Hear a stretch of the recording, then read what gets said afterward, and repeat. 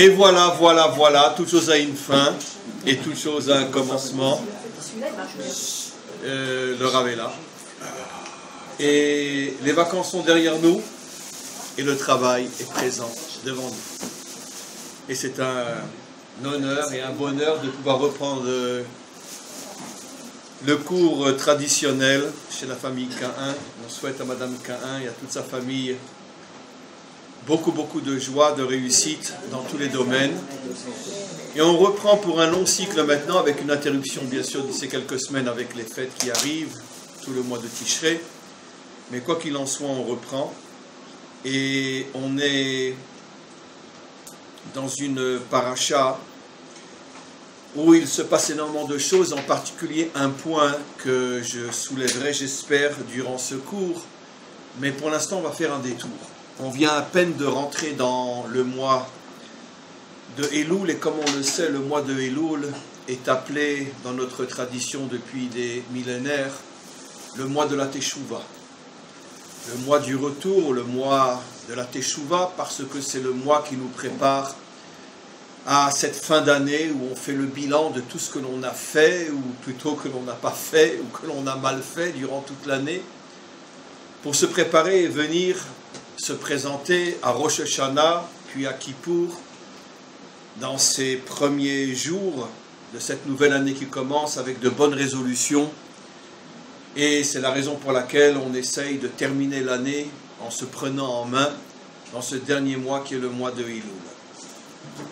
Mais il est vrai, comme je le dis souvent, qu'après 2000 ans d'exil, même si on commence à en sortir, malgré tout, notre mentalité, notre caractère s'est figé au fil des années, au fil des siècles. 2000 ans, c'est long. Et finalement, on a réduit le concept de la Teshuvah à la Teshuvah individuelle. C'est-à-dire, chacun fait son propre bilan, chacun se positionne par rapport à ses bonnes et mauvaises actions. Et finalement, comme je suis en train de l'expliquer, vous allez mieux comprendre d'ici quelques secondes, on a réduit, encore une fois, le concept de la Teshuvah à « et moi, et moi, et moi », comme chantait Dutronc. Vous avez connu Dutronc quand même, hein? C'est notre génération, très bien. C'était quoi son prénom nouveau? Jacques Dutronc, très bien. Ah ben là, vous êtes plus fort que moi. Jacques Dutronc. Et donc, le culte du « et moi, et moi, et moi », et la Teshuvah aussi, c'est devenu « et moi, et moi, et moi ». Mais qu'est-ce qu'il en est de mon peuple, ma nation? La Teshuvah de mon peuple, la Teshuvah de ma nation. Personne ne se pose la question.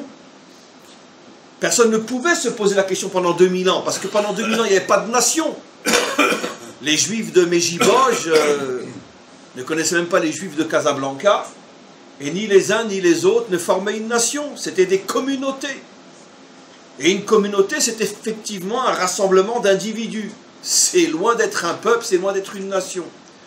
Donc le concept de se soucier de ma nation n'avait pas de raison d'être, puisqu'il n'y avait pas de nation.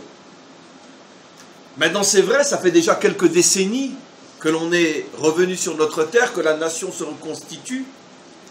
Mais comme on est encore, nous, malgré tout, la génération qui est sortie de l'exil, c'est très dur, trop dur, voire même impossible de changer notre mentalité. Sans doute nos enfants, nos petits-enfants, ceux qui n'auront pas connu ce que nous avons connu, dans nos vieilles communautés d'exil, peut-être eux, j'espère, c'est notre devoir de leur transmettre ce sentiment d'appartenir à une nation. Pour nous, c'est fichu. On est trop vieux. On est venus tous à l'âge qu'on avait, avec nos handicaps et notre mentalité d'exilé. Et donc c'est la raison pour laquelle ce que je suis en train de dire, finalement, ça a l'air d'être complètement bizarre. Alors, je vais expliquer au fur et à mesure, vous allez comprendre.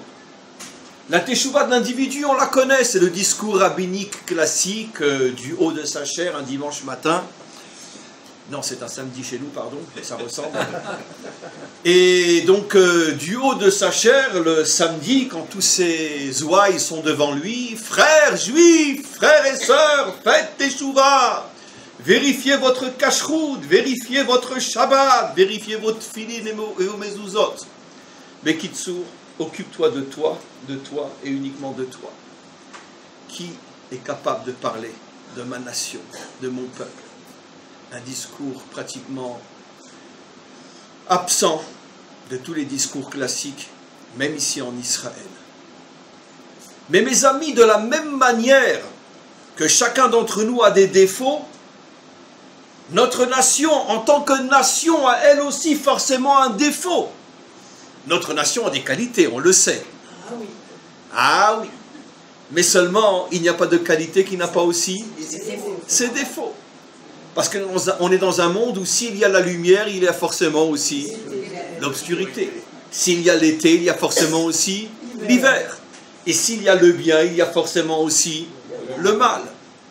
Et donc automatiquement, notre nation a des qualités, mais elle a aussi des défauts. Et encore une fois, très rares sont ceux qui essayent de sonder, de scruter, de trouver, de dévoiler le défaut de la nation d'Israël. Et c'est très important de le trouver, mes amis. Parce que contrairement, encore une fois, comme je ne cesse de l'expliquer, contrairement au discours rabbinique classique du dimanche matin, du samedi matin, la raison pour laquelle nous sommes en exil depuis des millénaires, c'est pas à cause des défauts des individus, mais à cause du défaut de la nation. Parce que la délivrance n'est pas la délivrance de l'individu juif, mais la délivrance de la nation d'Israël. Et malheureusement, ça fait 2000 ans qu'on se préoccupe des défauts de chacun d'entre nous, mais est-ce qu'on est capable de comprendre, de dévoiler et de réparer le défaut de la nation d'Israël qui permettra justement la reconstruction de notre nation sur des bases nouvelles et fortes et nous permettra réellement d'avancer vers la délivrance. Alors, on va essayer de comprendre, mes amis, ce qu'est le défaut fondamental de notre nation. Je ne dis pas qu'il n'y en a qu'un, mais c'est le principal, celui duquel découleront tous les autres. Et j'avoue que, comme je le dis souvent, aujourd'hui, on n'a même plus besoin d'étudier la Torah, il suffit tout simplement de regarder l'actualité. Je pense que jamais dans notre histoire, l'actualité aura été autant thoraïque que dans nos dernières générations. Le problème, c'est que très souvent, on n'a pas les clés pour déchiffrer, pour décrypter et se rendre compte que l'actualité est véritablement un transmetteur de messages thoraïques inimaginables, surtout depuis que nous sommes revenus sur notre terre. Et mes amis, je vous pose la question. Avec qui ces derniers temps, et c'est cyclique, on n'arrête pas d'avoir des problèmes? Les Perses. Les Perses. Avec les nations. Avec les nations. Mais avec nous-mêmes. On se demande si vous vivez vraiment ici. Oh, non, Avec qui? Avec nous-mêmes, même dans le 16e et même à Neuilly, on n'était pas avec nous-mêmes. Je parle de la nation. Avec qui notre nation ne cesse d'avoir des problèmes? Je parle d'actualité, ne me parlez pas de philosophie. Ah là là là là là, les Juifs de France, les Juifs de France. C'est vrai que vous êtes bons, pour la plupart d'entre vous, trop âgés pour avoir des enfants qui sont à l'armée en ce moment, donc c'est vrai que vous ne savez pas avec qui on a des problèmes en ce moment. Mais avec la bande de Gaza! Oui, et ça fait des années que ça dure et tous les jours on ne parle que de ça. Mais comme on est des petits Français juifs en vacances et que finalement la bande de Gaza, hein, c'est très très loin. Mais moi j'y vais cet après-midi. J'y vais cet après-midi parce que ça m'intéresse de savoir ce que mon peuple vit et pas seulement de l'entendre dans les journaux. J'y vais cet après-midi et j'y vais dire toutes les semaines. Et parce que je veux dire, j'ai pas le temps. Je veux dire, je suis trop préoccupé par mon peuple pour m'occuper aussi de remplir un quart. Et j'y vais toutes les semaines. Pourquoi? Parce qu'il est hors de question que je ne vive pas ce que mon peuple vit. Et donc, dans la bande de Gaza, tous les jours, qu'est-ce qui s'est passé encore il y a quelques jours? Des centaines de cartouchotes qui ont été tirés. Et vous cherchez avec qui on a un problème? Alors avec les Perses peut-être, c'est vrai, mais ce n'est pas aujourd'hui l'actualité. Avec le Hezbollah, c'est vrai sans doute, mais ce n'est pas aujourd'hui l'actualité. Mais l'actualité, tous les jours, depuis des mois, ne parle que d'un seul ennemi, celui qu'on a dans la bande de Gaza. Et tout celui qui a des enfants qui sont alarmés sait qu'on est à deux doigts peut-être d'y rentrer. Avec les Perses, le Hezbollah. Ça sera sans doute vrai malheureusement un jour, mais ce n'est pas l'actualité. Des centaines d'hectares brûlés, des katouchotes, des essais, des tentatives, pardon, tous les jours, si pas toutes les semaines, de rentrer et de commettre des attentats. Et donc c'est le problème qu'on a en ce moment, avec donc la bande de Gaza, qu'on appelle en hébreu Retsuat Aza.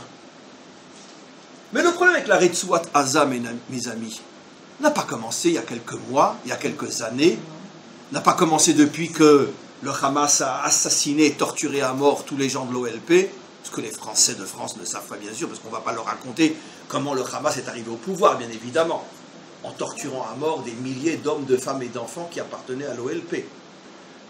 Ça ne nous concerne pas directement, mais en tout cas, c'est ce qui s'est passé. Et donc, le problème n'a pas commencé depuis que le Hamas est au pouvoir. Le problème n'a pas commencé depuis que le Gush Katif a été détruit. Le dernier live que l'on a fait. Quand a commencé le problème avec les habitants de la bande de Gaza? Quand? Avant la sortie d'Égypte. Mais depuis l'époque d'Abraham. On y reviendra dans quelques instants. Depuis l'époque d'Abraham, comment s'appelait le premier dirigeant de la bande de Gaza? Avimelech. On laisse ça de côté. Quelle est la première parole que le maître du monde adresse au peuple juif au moment même où il sort d'Égypte? Élimine tout le monde. Non, ça vous l'avez inventé, c'est pas dans notre Torah. Quelle est la première parole que le maître du monde adresse au peuple juif dès la seconde où il sort d'Égypte? Non, c'est faux, mais complètement faux, mais arrêtez d'inventer. Faux, complètement faux.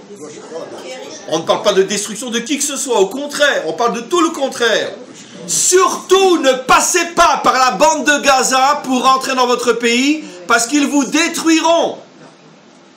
La première parole, le premier verset, dans Parshat Béchalach, à l'époque, ce sont les Philistins, mais moi je parle des habitants de la bande de Gaza.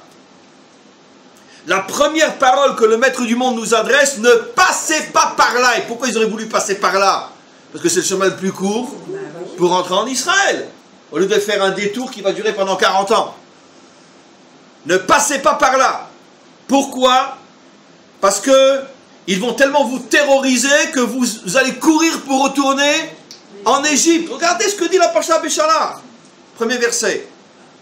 Et surtout que notre tradition rapporte que les guerriers les plus courageux, les plus téméraires, les plus invincibles de l'armée d'Israël, enfin du peuple juif, même quand il était en Égypte, c'était des gens que même les Égyptiens redoutaient. On traitait tout le monde de sale juif dans la rue, sauf un descendant de la tribu de Ephraïm. C'était des tueurs. Même les Égyptiens avaient peur de ces esclaves. On traitait n'importe quelle tribu de sales juifs, mais quand on reconnaissait un descendant d'Ephraïm, ça va bien aujourd'hui? Très bien. Parce que c'était des tueurs. Et bien ces tueurs, les descendants d'Ephraïm, quelques années avant la sortie d'Égypte, ils en avaient marre, ils n'en pouvaient plus. Ils ont décidé de prendre l'initiative de sortir d'Égypte. Ils sont arrivés à sortir d'Égypte. Les Égyptiens ne sont pas arrivés à les freiner. L'Égypte, c'est l'Amérique d'aujourd'hui ou c'est la Russie d'aujourd'hui. C'était la super grande puissance. Même les Égyptiens ne sont pas arrivés à les empêcher de fuir des chantiers de travail. Qui n'en a fait qu'une bouchée? Les Philistins. D'après notre tradition, ils sont arrivés dans la bande de Gaza, ils ont tous été exterminés. Je ne comprends pas. Mais qu'est-ce qui s'est passé? Les Égyptiens ne sont pas arrivés à retenir les Bnei Ephraïm et les Philistins. Oui, qu'est-ce qui s'est passé? Vous allez être surpris et surprise de mon explication. Maintenant, je l'ai déjà dit dans des centaines de cours, la terre d'Israël était habitée par les 7 peuples cananéens et la bande de Gaza, par les Philistins. Aujourd'hui, on les appelle les Palestiniens, mais c'est la traduction du mot Philistin. C'est les Romains qui ont décidé d'appeler ce pays-là Palestine du nom des Philistins. Francisé, c'est devenu la Palestine, mais l'origine, c'est les Philistins qui habitaient la bande de Gaza. Et comme c'était les ennemis traditionnels d'Israël, les Romains, pour humilier Israël, ont donné à ce pays-là le nom de Philistine, Palestine en français. Même les Européens ne savent pas d'où vient le nom Palestine. Il va falloir que ce soit les Juifs qui leur apprennent. Et peu importe. Mais quoi qu'il en soit, avec Yehoshua, les Juifs arrivent à conquérir pratiquement tout le pays de Canaan. Il est vrai qu'il y a certains endroits qui ne sont pas conquis, mais comme la Torah le dit, uniquement parce que, pour des raisons que je n'expliquerai pas dans ce cours, de nombreuses tribus ne voulaient pas conquérir tout le territoire. Peut-être qu'ils avaient besoin de main-d'œuvre pour construire après des maisons ou des villes, ou comme tous les pays modernes qui utilisent une main-d'œuvre étrangère pour pouvoir construire. C'est plus vieux que le monde, ce principe-là. Donc on peut imaginer qu'ils ont laissé quelques villages qui leur serviraient de main-d'œuvre, donc c'était volontaire. Il y a un seul endroit que jamais notre nation, ni même à l'époque du roi David, ni même à l'époque du roi Salomon, jamais nous n'avons pu, même oser essayer de conquérir ce territoire. Ça a toujours été la bande de Gaza. Et même dans notre génération, où une fois on est arrivé à prendre une partie, nous-mêmes on en est sortis. Mais qu'est-ce qui se passe là-bas? Comment? Il est arrivé à les empêcher de nous soumettre, mais il n'est pas arrivé à les chasser de là-bas. Effectivement, je répète ce que Gérald dit, il y a eu effectivement de nombreuses époques où on leur faisait peur au point de ne pas essayer de nous attaquer, mais jamais au point de les chasser. Et vous me direz, et pourquoi on devrait les chasser? Eh bien c'est très simple. Mais parce que la bande de Gaza appartient à quelle tribu? La tribu de Yehuda. Regardez le livre de Josué. C'est marqué explicitement que toute la bande de Gaza appartient à la tribu de Yehuda. Comme par hasard la tribu des rois. Et comme par hasard, c'est le seul territoire étranger qu'Israël n'a jamais pu récupérer. Et comble du message dans notre génération, même au moment où on s'est installé et qu'eux-mêmes ne peuvent plus nous déloger, c'est Israël lui-même qui prend l'initiative de repartir. Mais qu'est-ce qui se passe là-bas? Qu'est-ce qui se passe là-bas? Comment le roi David n'est-il pas arrivé à installer sa propre tribu jusqu'à la mer? Alors que ça faisait 500 ans qu'il était marqué en lettres divines dans le livre de Josué que ce territoire appartient à Yehuda. Comment se fait-il que le roi Salomon, respecté et aimé par tous les rois de la terre, qui aurait donc plus facilement rassemblé une armée de millions de soldats, tous les rois étaient prêts à lui donner des mercenaires, puisque tous les rois étaient en admiration devant lui. On aurait pu amener une armée de 10 millions de soldats. En quelques minutes, il n'y avait plus un habitant sur la bande de Gaza. Et même lui ne l'a pas fait. Et on ne peut pas imaginer que c'est faute de pouvoir et faute de force, puisqu'encore une fois, il avait le monde entier avec lui. Alors qu'est-ce qui s'est passé? Et jusqu'à aujourd'hui, mes amis, trouvez-moi un seul pays au monde qui accepterait que tous les jours on lui brûle ses terres, que tous les jours on essaye de s'infiltrer pour massacrer, égorger hommes, femmes et enfants dans les villages qui sont à proximité de la bande de Gaza.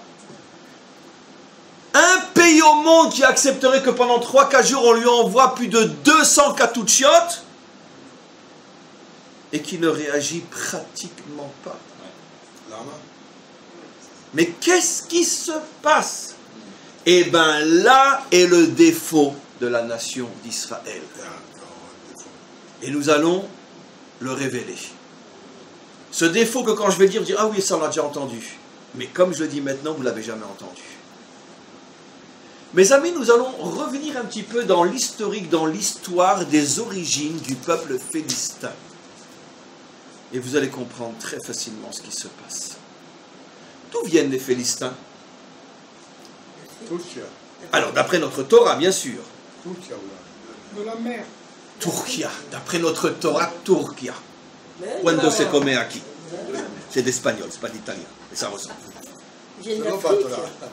Non, ils viennent de Grèce. Non, ils viennent d'Afrique. Eh bien, fin de Parashat Noach, fin de Parashat Noé. La Torah nous dit clairement comment ils sont venus, comment ils ont été créés, d'où ils viennent, d'où ils sont nés. Mais non, je peux mettre les Allemands, fin de Parashat Noé. De Ham. Eh bien, la Torah nous dit clairement que les Kaftorim et les Kasluchim, qui étaient des petits-enfants de Mitzraïm. Mitzraïm, c'était pas encore un peuple à cette époque-là, c'était un des enfants de Noé, de Ham, pardon. Ham, fils de Noé, a eu plusieurs enfants, dont l'un s'appelait Mitzraïm. Avant que Mitzraïm devienne une nation, il s'appelait Mitzraïm. C'était un homme, le petit-fils de Noé. Mitzraïm lui-même a eu deux enfants, qui étaient les arrière-petits-fils de Noé, les Kaftorim et les Kasluchim. Bon, drôle de nom, mais c'est comme ça. Et les Kaftorim et les Kasluchim étaient des débauchés qui faisaient des orgies et ils s'échangeaient leurs femmes en espérant qu'il n'y aurait pas d'accident. Mais on ne pouvait pas à chaque fois éviter l'accident. Et donc sont nés des tas de bâtards. Et les orgeurs, je ne sais pas comment on les appelle, les orgistes, les débauchés, à chaque fois qu'un enfant naissait, eh ben, ils les rassemblaient dans des camps, rapporte notre tradition, regardez Rachid sur place, et quand ils sont devenus trop nombreux, ils les ont chassés, ils leur ont dit, allez au diable, vous êtes des bâtards. Et ces pauvres malheureux ont cherché un endroit où pouvoir exister, habiter. Regardez nos commentaires fin de Parashat Noé. Et à cette époque-là, la bande de Gaza était un territoire plus ou moins inhabité, parce que c'était que des dunes de sable, il n'y avait rien là-bas, comme jusqu'à aujourd'hui d'ailleurs, ça n'a pas beaucoup changé. Et ils se sont installés dans ce désert, et ils ont fondé le peuple philistin. Ce qui veut dire que la Torah nous dit, après se sont greffés beaucoup plus tard les Crètes, venant de Crète, les Crétois, venant de Crète, ça s'est marqué dans, comment on appelle ça, dans les prophètes.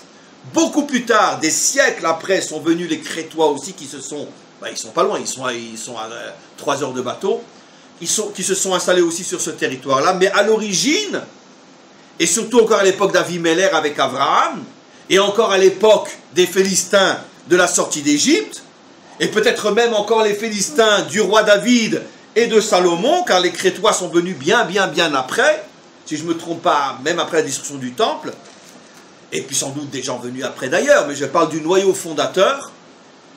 C'était qui en vérité?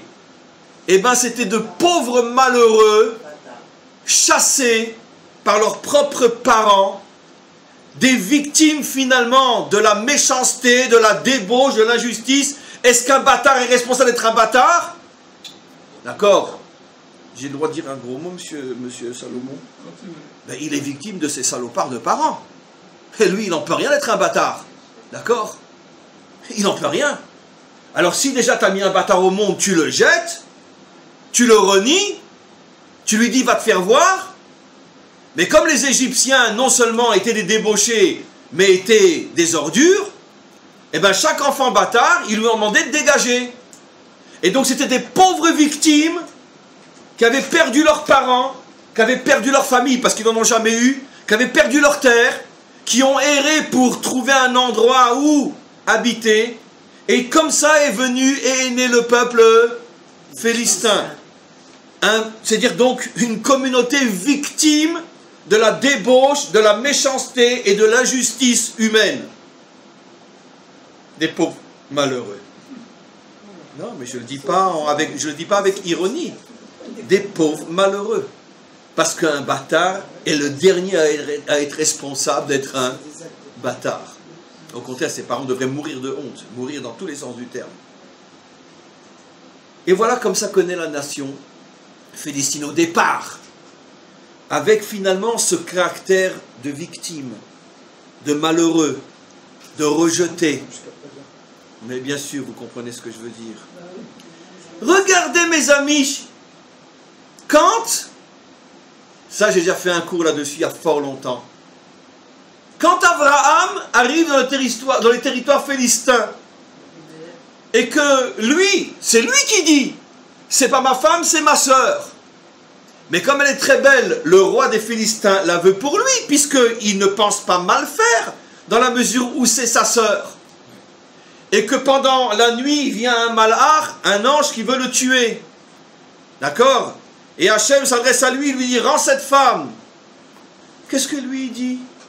Mais comment Dieu, tu veux tuer un innocent? Mais moi je suis un homme juste.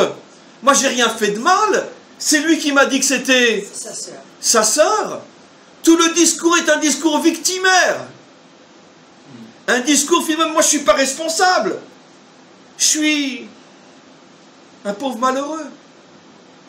Regardez plus tard, à l'époque de Yitzhak. Yitzhak s'installe dans le territoire. On lui donne un lopin de terre. Là-bas, comme on le sait, ce ne sont que des dunes. C'était le cas encore il n'y a pas si longtemps que ça, et c'est toujours le cas aujourd'hui. Simplement que les Juifs du Gush Katif ont transformé les dunes en désert. Et peu importe. En verger, pardon. En dessert, je voulais dire. En dessert. Alors. Et donc, ils ont transformé les dunes en dessert. Très bien. Pareil pour Yitzhak. Il n'y a rien de nouveau sous le soleil. Le premier Gush Katif, c'était Yitzhak. Il y a la famine en Israël. Il s'installe là-bas. Il lui donne un lopin de terre.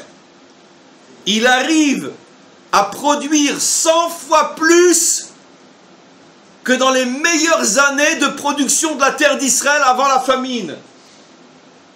Tout de suite la jalousie de ses voisins, les Philistins, il le chasse. Très bien, il est habitué à être chassé. C'est le premier Gush Katif, mes amis, dans la Torah, le premier Gush Katif, il est marqué.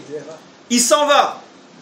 Quelques années après, Avimelech vient avec son général, Picol, d'accord, et il demande de faire un brit avec Yitzhak. Quelle est l'alliance? D'accord? On se respecte mutuellement, on ne s'attaque pas mutuellement. Yitzhak n'a jamais attaqué les Philistins. En plus, c'est eux qui l'ont mis dehors. Yitzhak accepte ce brit. Mais qu'est-ce qui te prend d'accepter ce brit? Je comprends pas, c'est eux qui t'ont mis dehors. Qu'est-ce qui te prend? Qu'est-ce qui s'est passé avec les soldats de la tribu d'Éphraïm? Comment ont-ils pu perdre devant les Philistins alors que les soldats égyptiens, 1000 fois plus puissants, armés et entraînés, n'ont pas été capables de les retenir? Qu'est-ce qui s'est passé? C'est très difficile pour un juif de se battre contre quelqu'un qui incarne la pitié, le malheureux, le rejeté, le pauvre. Parce qu'un juif, quand tu lui présentes le visage d'une pauvre victime, il est prêt à laisser ses enfants crever, mais pas toucher aux enfants de son voisin. C'est comme ça. Ça, c'est le grave défaut d'Israël. Qu'est-ce qui s'est passé avec la tribu? Rien de nouveau sous le soleil, mes amis. Comprenez comment la Torah est en avance sur le futur. Les Bnei Ephraïm sortent d'Égypte. Les soldats égyptiens se dressent devant eux, d'accord, comme des Marines américains. Ils les dégomment. Ils arrivent sur la bande de Gaza. Et qu'est-ce qu'ils voient? Ils voient des gens avec des fourches, avec des marteaux, avec des cerfs-volants, avec du feu, d'accord, qui veulent les empêcher de rentrer. On ne peut pas se battre contre des gens pareils. On ne peut pas, nous, parce que nous, les Juifs, on ne peut pas se battre contre quelqu'un qui est une victime. Et qu'est-ce qu'ils ont fait? Ils ont posé leurs armes, et puis bon, ils étaient fatigués, ils se sont endormis. Et pendant la nuit, qu'est-ce qui s'est passé? Ils ont tous été égorgés. Parce que derrière le masque de la victime se cache en vérité d'accord, l'une des plus grandes ordures qui est sur la surface de cette terre, qui n'hésite pas à rentrer dans un village et à égorger hommes, femmes et enfants, comme ça a été le cas à Itamar et ailleurs. Et d'ailleurs, comme ils sont les uns vis-à-vis des autres, dans la bande de Gaza elle-même. Il n'y a pas un endroit au monde où il y a autant de prisonniers torturés chaque seconde que dans la bande de Gaza. Mais ça, la presse n'en parlera jamais. Jamais, jamais. Et pas torturés à mort parce que, tout simplement, ils oseraient être contre le pouvoir du Hamas. Qui c'est qui oserait être contre là-bas? Mais tout simplement, pourquoi? Parce que on est rentré dans une famille, je vais expliquer ce qui se passe, d'accord? Et puis on prend un enfant, et puis il dit, tu vas maintenant aller creuser des souterrains. Mais vous savez, qui c'est qui a creusé tous les souterrains? Non, c'est fini, parce qu'il serait là à trouver le patent maintenant pour les détruire. Mais qui c'est qui a creusé les centaines de souterrains qui étaient censés arriver? Des enfants, de 7 ans, de 8 ans, de 9 ans. Mais pourquoi, mais comment? Parce qu'il rentrait, il prenait l'enfant. Et quand la maman, elle hurlait, quand le père, il hurlait, il disait, non, mon fils! Parce que c'est sûr que les 3/4 sont morts en creusant, de faim, de soif, de saleté, de manque d'hygiène. Et on les remplaçait tous les 2-3 jours. Mais ça, le monde entier ne le sait pas, on lui dira jamais. Quand il y avait un père qui s'opposait, qu'est-ce qu'on faisait? En prison et torturé à mort pour servir d'exemple aux autres. Et après, plus personne ne bronchait. C'est ça les pauvres victimes de la bande de Gaza. De grandes sales ordures qui se cachent derrière le masque de la victime. Et donc, qu'est-ce qu'ils ont fait les Bnei Ephraïm? Eh bien, quand ils ont vu qu'on les attendait avec des fourches, avec des marteaux, ils ont dit, mais nous, on ne va pas se battre contre des gens pareils. Ce qu'ils ne savaient pas que ce n'était qu'un masque. Et quand ils ont posé leurs armes et qu'ils se sont endormis, pendant la nuit, ils ont tous été égorgés. Ils n'ont pas perdu une bataille. Ils ont succombé à l'idiotie éternelle des Juifs qui sont incapables d'enlever le masque à celui qui joue la victime jusqu'à aujourd'hui. C'est le défaut le plus terrible de notre peuple jusqu'à aujourd'hui. On peut comprendre pourquoi. Comprenez, mes amis, pourquoi les Bnei Ephraïm, quand ils ont vu que les soldats venaient contre eux avec des fourches et des cerfs-volants, pourquoi ils ont baissé leurs armes? Pourquoi? Parce qu'eux-mêmes venaient de vivre pendant des siècles esclaves, fouettés à mort sur les camps de travail. Je comprends pourquoi la gauche ashkénaze israélienne est prête à préférer voir mourir ses propres enfants plutôt que de faire du mal à un enfant palestinien. Parce que nous, pendant des siècles et des millénaires, on a vu devant nos yeux nos enfants mourir devant nous. Et donc, le juif, il a ça dans son ADN, surtout l'ashkénaze. On a trop souffert, on a trop été des victimes. Comment qu'on pourrait faire aux autres ce qu'on nous a fait à nous? Le problème, c'est que nos ennemis, ils nous connaissent mieux que nous nous connaissons nous-mêmes. Ils savent exploiter, finalement, cette corde sensible du juif qui a trop souffert pour oser ne pas comprendre celui qui souffre. Ça aussi déteint chez Maintenant, comment? Ça déteint chez les séfarades. Ben oui, parce que les séfarades essayent de copier les ashkénazim, malheureusement. Ils n'ont pas compris qu'ils étaient beaucoup mieux que les ashkénazim. Ils ont essayé de les copier. Dans tous les sens, beaucoup mieux. Mais bon, ça c'est un sujet en soi. Mais quoi qu'il en soit, pour revenir à ce que j'explique, à partir du moment où le peuple juif, pratiquement durant toute son histoire, et il est même né dans l'oppression et dans la souffrance, ça veut dire qu'il porte ça dans son essence d'être une victime. Jusqu'à aujourd'hui, le peuple juif est victime de toutes les accusations les plus incroyables venant de partout dans le monde. Donc, qui mieux que les Juifs savent ce que c'est être une victime? Maintenant, quand vous regardez comment les habitants de la bande de Gaza vivent, c'est vrai qu'ils vivent comme des pauvres malheureux, mais c'est la faute à qui? C'est la faute à leurs dirigeants qui prennent 99% de tout l'argent qu'on leur donne pour en mettre, sur ces 99%, ils en mettent 90% dans leur compte privé en Suisse ou partout ailleurs, 10% pour le terrorisme et 1% pour la population. Mais c'est ce qui se passe. Évidemment, c'est très très très dur et innommable et inhumain de vivre dans la bande de Gaza. Mais c'est la faute à qui? Si ça ne dépendait que d'Israël, Israël, eux, ça fait des années qu'ils disent, venez, on va vous aider à transformer le littoral de la bande de Gaza comme étant le paradis terrestre le plus convoité par les touristes du monde entier. Singapour avait dit, je ne sais plus quel ministre, on va vous aider à devenir Singapour et vous gagnerez plus d'argent que nous, tant mieux. Et les documents sont là. Hein. Mais les chefs ne veulent pas. Quel est le métier au monde qui rapporte le plus d'argent? Ben, c'est d'être un leader terroriste. Tout l'argent que tu reçois, c'est de l'argent noir. Vous comprenez? Maintenant, je vais vous expliquer quelque chose. Pourquoi les leaders européens donnent tellement d'argent aux terroristes de la bande de Gaza et partout ailleurs? C'est pour blanchir l'argent. J'explique, mais c'est pour pas que j'enregistre. Parce que je n'ai pas le droit de dire ce qui se passe. J'explique. D'accord? Les dirigeants européens trafiquent eux aussi. Ils ont des milliards d'argent sales.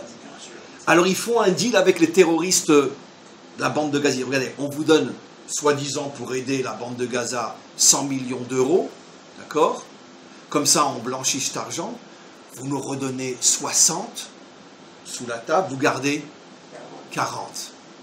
Mais comme ça se répète des dizaines de fois dans l'année, ça commence à faire beaucoup d'argent.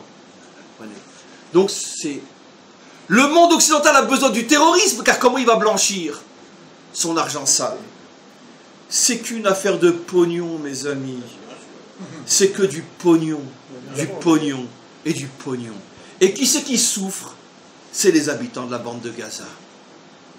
Maintenant, comme les Juifs sont de véritables on, et qu'ils sont j'ai dit on, j'ai pas mis le C, d'accord, et qu'ils sont incapables de pouvoir supporter la souffrance, eh bien ils sont constamment, comme les Bnei Ephraïm d'il y a 4000 ans, en train de poser leurs armes et d'attendre qu'on vienne les égorger.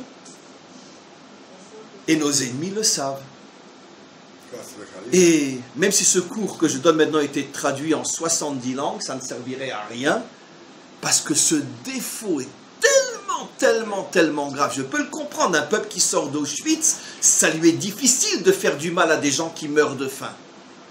Mais le problème, c'est que nos ennemis le savent, et c'est de cette manière-là qu'ils arrivent à nous détruire. Voilà le grand problème d'Israël depuis toujours. Maintenant, vous comprenez maintenant pourquoi même le roi David, pourquoi le roi Salomon n'a jamais essayé de conquérir la bande de Gaza? On va quand même pas les mettre dehors, ces pauvres malheureux. Déjà, ils ont été mis dehors par leurs parents il y a des siècles. Allez, les en paix. C'est des pauvres malheureux qui ont été chassés de chez eux. Leur propre mère leur a dit, va te faire voir. Et nous, on va être ceux qui vont les mettre dehors. Ils vont aller où, les pauvres? Seulement si les habitants de la bande de Gaza étaient respectueux, s'ils savaient dire merci, s'ils savaient reconnaître le cadeau qu'on leur fait, ils étaient censés devenir nos plus grands amis. Mais comme dans leur nature profonde, ce sont des criminels, je parle surtout des dirigeants, les autres, ils n'ont pas le choix, parce que s'ils n'acceptent pas de suivre, ils sont torturés à mort. Comme les dirigeants sont de véritables criminels, qui se servent du malheur de leur peuple pour se faire du pognon, automatiquement, on se fait à chaque fois avoir, parce qu'on a pitié de leurs enfants, et dès qu'on baisse la tête, on prend un coup de couteau dans le dos. Le monde entier le sait, écoutez-moi bien, tous les dirigeants européens le savent, ce que je dis, mais le problème, c'est qu'ils ne peuvent pas aller dans mon sens, puisque sinon, comment ils vont blanchir tous les millions et les milliards d'argent sale qu'ils ont? Ils ont besoin de Haniyeh, ils ont besoin du terrorisme pour blanchir et recevoir sous la table. Finalement, les plus grands criminels de la planète, c'est même pas les dirigeants palestiniens, c'est en vérité les dirigeants européens. C'est eux qui entretiennent le terrorisme pour pouvoir se faire encore et encore et encore et encore de l'argent. J'espère que ce cours fera un grand bruit, mais peu importe. Je sais que ça ne changera pas grand-chose. Maintenant, La solution. La solution. Ouais. Très bien. Alors la solution, mes amis, c'est pas évident. Si les Bnei Ephraïm, qui étaient de grands guerriers, se sont fait avoir, si le roi David, qui était un grand guerrier, n'a pas pu, si Shimshon, comme disait Gérald, n'a pu qu'empêcher les Philistins de nous envahir, parce qu'à de nombreuses reprises ils nous ont envahis, comme à l'époque du roi Shaoul, etc. Mais, comment? Les Choshmonaïm n'ont même pas touché l'ombre des Philistins non plus à leur époque. Ils ont même, personne n'a jamais rien fait aux Philistins à cause de ce que je vous dis. Et donc, alors, qu'est-ce qu'on doit espérer? Que tout d'un coup va sortir de chez nous un leader qui n'aura pas pitié des enfants de Gaza qui meurent de faim? Pas à cause de nous, à cause bien sûr de leurs dirigeants, mais peu importe, ils meurent de faim. On peut espérer que va se lever un dirigeant juif qui lui va... C'est ça la solution? Rêvez, mes amis. Si c'est le cas, c'est qu'il ne sera pas juif. C'est impossible. Un juif ne mettra jamais dehors un enfant qui meurt de faim. C'est impossible. Comment? Laissez la bande de Gaza à M. Poutine, il réglera le problème. Les Russes n'auraient aucun problème. Le problème, c'est que c'est pas les Russes qui sont de ce côté-là du mur, c'est nous. Avec les Russes, il y a comment ce qu'ils ont fait en Tchétchénie, ce qu'ils continuent à faire, ce qui... Je voudrais souligner la bêtise d'un grand homme, oui. Menachem Begin, oui. qui, lorsqu'il a rendu le Sinaï, a fait la bêtise de garder la bande de Gaza. Mais bien sûr, mais pourquoi? Parce que les Égyptiens n'ont pas voulu la prendre. Et alors il fallait rien rendre. Et Nahor, vous avez 100% raison, mais pourquoi? Parce que justement c'était un grand juif, l'un des plus grands juifs de notre génération, Begin. Et donc il ne pouvait pas ne pas se sentir responsable de ces gens que personne ne voulait de... Justement, comme les Égyptiens ont dit on reprend le Sinaï mais on ne reprend pas la bande de Gaza, pourquoi les Égyptiens ont dit ça? Parce qu'ils savaient que les Juifs allaient craquer, surtout à l'époque de Begin. Mais Begin, lui, il entend un enfant pleurer, il traverse la mer pour aller le sauver. Et justement... Alors qu'est-ce qu'on va faire? Alors justement, qu'est-ce qu'on va faire? Alors, imaginez que tout d'un coup va se lever chez nous un super Poutine, d'accord, ou un Trump qui va dire allez dégagez, on va voter une loi comme quoi. Vous rêvez, et vous rêvez parce que vous savez tous que chez nous ça ne se passera pas une chose pareille. Impossible. Les Juifs préfèrent perdre Jérusalem plutôt que de lever la main sur un enfant palestinien. Et c'est le cas jusqu'à aujourd'hui. Pas moi, parce que vous n'êtes pas au pouvoir. Alors, qu'est-ce qui va se passer? Qu'est-ce qui va se passer? Alors, mes amis, sachez, ça je vous l'ai déjà expliqué, que quand on compte, allez, un vieux coup que j'ai déjà fait, en vérité, combien de peuples ont été, sont et sont encore, jusqu'à la venue du Mashiach, installés sur ce qu'on pourrait appeler le Grand Israël? 7. Oh, 11. J'ai déjà expliqué. 7 sur la rive ouest du Jourdain. Qu'est-ce que Dieu a promis à Abraham dans Parashat Lech Lecha? Qu'il lui donnerait aussi 3 terres du côté ouest. Le Kini, Knizi, Kadmoni. Qu'ont commencé à conquérir les 2 tribus ennemies, Gad, Réhouven et Chatzi Shevet Ménaché. Une petite partie, une petite bande. Mais, d'après notre tradition, il y aura aussi 3 territoires du côté ouest. Ça fait 10. Est, pardon. Ça fait 10. Mais il y en a 11. Et la bande de Gaza ne fait pas partie des 7 peuples cananéens qui sont du côté ouest. Donc il y a en vérité 11 peuples, 11 parties de notre terre, 7 du côté ouest qui étaient les 7 peuples cananéens, 3 du côté est qui seront les 3 terres que seuls à l'époque du Mashiach nous recevrons, mais il reste une 11e terre, la bande de Gaza. Et quand je dis le chiffre 11, à quoi ça me fait penser? 10, ça me fait penser aux 10 sphirotes. Et 11, ça me fait penser aussi aux 11 sphirotes. Mais quelle est la 11e sphira? Keter. Keter. Elle s'appelle Keter la couronne. À quoi fait allusion cette phrase? Ce qui veut dire qu'il y a 11 peuples qui voilent les 11 sphirotes. Et en vérité, la bande de Gaza voile le Keter. Le Keter, c'est quoi le Keter? C'est la couronne. C'est la traduction du mot Keter. Mais la couronne de qui? D'Hachem, évidemment. Et quand c'est que le maître du monde va porter une couronne? Allez, c'est facile ce que je dis, quand? Qui va lui mettre sur sa tête la couronne? Mais la terre tout entière. Ve'aya Hachem les meler al kol haaretz. La royauté d'Hachem, c'est une royauté qui sera reconnue par les 70 nations. Et chaque nation va apporter un morceau de la couronne. Et ensemble, ils vont lui mettre la couronne sur sa tête. Ce qui veut dire que quand les 70 nations vont reconnaître la royauté d'Hachem, bien sûr, au moment de la délivrance finale, à ce moment-là, le problème de la bande de Gaza sera résolu. Comment? Parce que les 70 nations vont dire, gentiment, pas du tout par force, vont dire aux habitants de la bande de Gaza, écoutez, ce territoire, il appartient à Yehuda, mais vous inquiétez pas. On va vous arranger un paradis tel que vous n'allez même pas vous souvenir de la bande de Gaza. Non, je parle très sérieusement.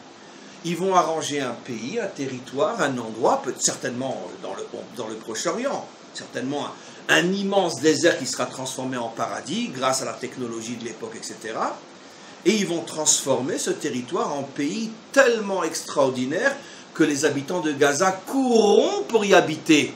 Parce que personne ne pourra les en empêcher, puisque les dirigeants, eux, ça fait longtemps qu'ils auront été liquidés. Ce qui empêche ce pauvre peuple d'avoir de quoi manger, ce sont leurs propres dirigeants. Donc eux vont être liquidés, et les habitants, eux, n'auront aucun problème à vivre dans un endroit où ils vont recevoir un véritable paradis terrestre, et on récupérera. Ce qui veut dire que la solution, elle n'est pas entre nos mains. Parce que les Juifs n'arriveront jamais à lever le petit doigt contre une nation qui souffre. C'est impossible. Mais le jour où Hachem sera reconnu roi sur toute la terre, par toute la terre, les nations elles-mêmes arrangeront le problème. Donc finalement, mes amis, et on arrive pratiquement à la fin du cours, corriger ce défaut qui est de s'apitoyer devant le faible, même si on sait que le faible utilise la faiblesse d'une manière démagogique pour nous trahir et nous poignarder dans le dos, on a beau le savoir, ça ne changera pas. On ne peut pas changer la nature d'Israël, comme nos maîtres le disent depuis 2000 ans. Comment on nous appelle? Rachmanim bene Rachmanim. Ça veut dire, on s'apitoie trop vite sur le sort des autres, avant même de s'apitoyer sur notre propre sort. Mais peu importe, je parle au niveau de la nation, je ne dis pas évidemment, il y a des crapules chez nous aussi, et des centaines, il y a des voyous, des chefs de la mafia, mais je ne suis pas utopiste, mais je parle de la nation en tant que telle. Vous avez déjà vu une nation au monde qui est prête à donner la moitié de sa capitale? Trouvez-moi un seul exemple dans toute l'histoire du monde. Nous, on est prêt à le faire. Ah si, ça va vous tromper. Ne parlez pas en tant qu'individu, je parle en tant que nation. Vous parlez encore une fois comme une Française, madame. Je parle au nom de la nation. La nation d'Israël, si demain, gauche, droite confondue, pouvait être sûr et certain, ça ne se réalisera pas, je parle en théorie, qu'on aura vraiment la paix pour l'éternité, tout de suite, les 3/4 de Jérusalem sont donnés, pas la moitié des 3/4. Je parle de la nation. Alors vive les Français. Comment? Les Français. C'est que les Français... Je préfère la nation que les Français. Se battre. Les Français se battent. Arrêtez vos histoires. Je vais vous dire quelque chose, madame. Écoutez-moi bien. D'accord? Vous n'avez jamais eu un fils qui est resté paralysé toute sa vie parce qu'il a mis le pied sur une mine. Mais dans ce pays, il y a des centaines de milliers de mamans, d'accord, qui ont récupéré un fils en morceaux. Alors ces centaines de milliers de mamans, si on leur dit, vous savez, vous donnez la moitié de Jérusalem et vous n'aurez plus jamais un fils qui perdrait une jambe. Vous connaissez une maman qui va dire non? Je m'excuse de lever le ton. Alors arrêtons de parler comme des petits Français, qui ne savent pas ce que ça veut dire avoir un enfant qui a perdu une jambe. D'accord? Donc, ce discours-là, c'est un des discours théoriques, qui n'est vrai que pour des vacanciers. Quand on a des enfants à l'armée, et qu'on sait ce qui risque de leur arriver, si on doit choisir entre nos enfants et Jérusalem, il n'y en a pas un dans ce pays qui dira « je préfère Jérusalem ». Pas un. Surtout s'il a déjà un enfant qui a perdu une jambe. Soyons concrets, mes amis. Soyons humains. Soyons dans la réalité. Et malheureusement, 2 mères sur 3 dans ce pays ont un enfant qui a été abîmé pendant son service militaire. 2 mères sur 3. Et donc, c'est pour ça que, dans la réalité, bien évidemment, que nous serions prêts à donner la moitié de Jérusalem si on savait qu'on pouvait avoir la paix. Évidemment, Français ou pas, ça ne change rien. Car malheureusement, beaucoup de Français aussi ont laissé des enfants sous terre, ou paralysés, ou infirmes. Des milliers de familles françaises dans ce pays. Demandez à ces Français-là, et vous verrez ce qu'ils vont vous répondre. Maintenant, je reviens à ce que j'explique.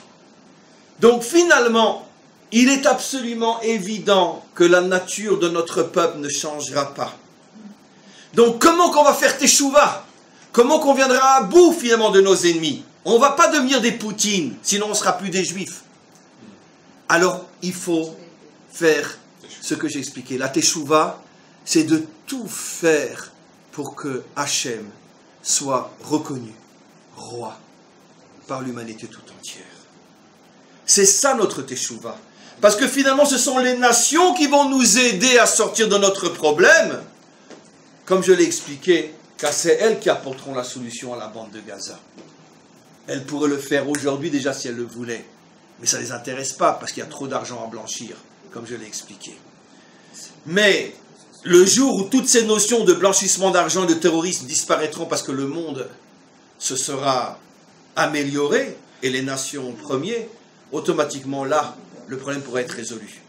Donc finalement, la vraie teshuva d'Israël, c'est pas seulement améliore ta cacheroute, améliore ton Shabbat, vérifie tes mezuzot.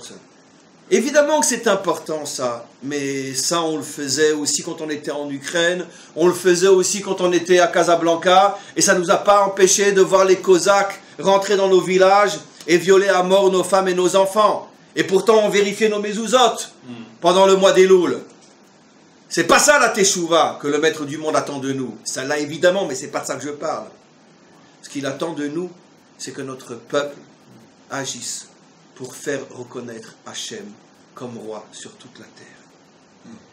Et ça demande une teshuva au niveau de la nation, au niveau de son sens social, de la justice, de la morale, du comportement, des mœurs. C'est une teshuva qui n'a rien à voir avec la teshuva religieuse. Qu'ils arrêtent de nous saouler, ces rabbins, du matin au soir avec leur religion de zut. Je m'excuse de parler comme ça, mais grâce à Dieu, je ne suis pas un rabbin. Ça fait longtemps que j'ai fait teshuva. Ce qu'il faut apprendre à notre peuple, c'est à faire teshuva dans les domaines qui feront qu'on pourra respecter Hachem comme roi. La justice sociale, l'égalité, la morale, les mœurs. Tous ces domaines dont personne finalement ne s'occupe, parce que nous on s'occupe que d'aller faire vérifier nos mezuzot pendant le mois d'Elul. Mais tous les autres vrais problèmes qui font que Israël ne peut pas devenir une nation modèle, puisque chez nous, il y a de la débauche comme partout ailleurs, il y a de l'injustice sociale comme partout ailleurs, il y a un manque d'égalité sociale comme partout ailleurs, il y a des mafionnaires comme partout ailleurs, il y a des prostituées comme partout ailleurs, et des... j'en parle pas, ils n'arrêtent pas de défiler en ce moment. Alors, comment voulez-vous qu'on puisse être une nation modèle? Ah, mais moi j'ai été vérifier ma cache-route pendant le mois d'Elul, pauvre type.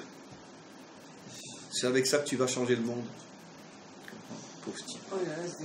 Donc, mes amis, on a beaucoup de travail si on veut faire teshuva. On a beaucoup de travail, il ne faut pas se tromper de combat. Notre combat, c'est devenir un peuple modèle. Et c'est pas parce que nos mezuzot vont être cachères qu'on va devenir un peuple modèle. On deviendra un peuple modèle quand toutes les nations diront « Waouh, vous avez vu comment ces gens-là ont résolu le problème de la délinquance? Vous avez vu comment ils sont arrivés à résoudre le problème de la débauche? Vous avez vu comment ils sont arrivés à résoudre le problème de l'injustice sociale? Oh, ça c'est un exemple, on a envie de le suivre. » Et à ce moment-là, « Ve'aya Hashem le melech al kol haaretz » Bekitsur, mes amis, ça fait 4000 ans qu'on n'a pas encore commencé la vraie teshuva. On n'a pas encore commencé. Mais j'espère que dans notre génération, on y arrivera. Amen.